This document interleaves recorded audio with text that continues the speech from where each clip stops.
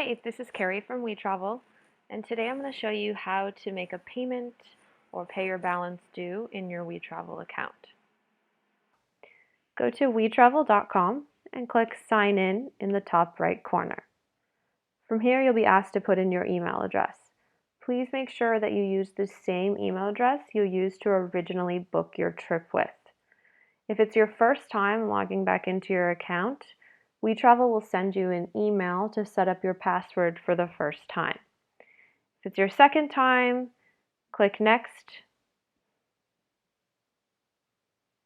and type in your password that you've already set up. Once you log in, click on the My Trips tab at the top right. From here, you'll see the trip that you've joined and need to make a payment for. If you do not see any trips here, you most likely used a different email address than you did to originally book the trip. So go back to your inbox and search for your booking confirmation you originally received when paying the deposit for your tour. If you do see the trip you need to pay for, click Manage Booking